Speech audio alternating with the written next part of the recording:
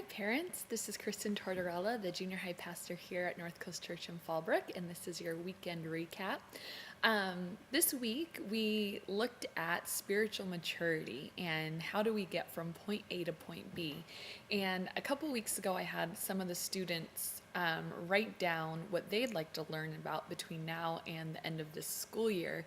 And a lot of them just wrote simply, I want to know how to be a better Christian. How do I have a better relationship with Jesus? And so that's kind of what spurred this talk this past weekend. We looked at Colossians 3. 12 through 17, and this passage is talking about the character of the new man. And so, when we become Christians, how should our character be different because of that? And we talked about how the point of coming to church every Sunday is not just to fill our heads with knowledge and learn more about God, but the point is to take what we've heard and take what we learn and have that affect the way that we live and have that change our attitudes, change our choices, change the direction of our life. Because if we simply hear it every week and do nothing with it, it's like taking a seed and just throwing it against a wall. It's never going to grow. Nothing's going to happen. But when we take that seed and put it in healthy soil, and hopefully that's the condition of our heart, something beautiful happens and it grows and it changes. And so we read this passage, and then from that passage took like 6 maturity markers, because we talked about the main goal of this passage is maturity. The main goal is growth. And so what are some maturity markers that you can look for in your own life, or now become aware of, like, yeah, this is something I need to work on. I don't see this in my life.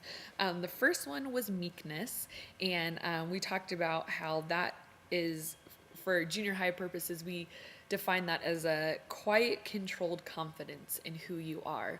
That meek people don't need to do a lot of things to make themselves look better to others. They just have this confidence in who they are, apart from having to brag about themselves or having to name drop or, say things to make themselves look better. The second one was gentleness, and that key word was approachability, teaching the students what it means to be approachable, that we don't get defensive, that we don't jump to conclusions, but that anyone should be able to feel comfortable talking to us about anything, no matter who they are. We talked about the cool kids at school. Sometimes they could seem unapproachable because we don't know how they're going to treat us if we say something, or maybe if we look stupid in front of them, they're going to respond, negatively or whatever it is, but that we're approachable, and making sure. Number 3 was patience. And we define this as a peace that controls your attitude.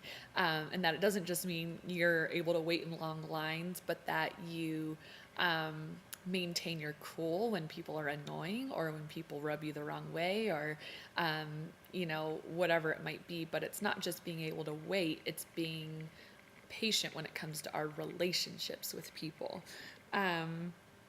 Number 4, we talked about humility, and how humility puts people first and accepts responsibility for their actions. They don't point the finger, they don't blame others, they just say sorry and accept responsibility for whatever it might be. And number 5, kind to everyone. It's kind of self-explanatory, not showing partiality to people. And number 6 is forgiveness. And we talked about how love is the thing that ties all of these together. And so we challenged the students to kind of take some action steps. So we said, you need to define where you are right now, think about where you need to be, and then kind of dive into action.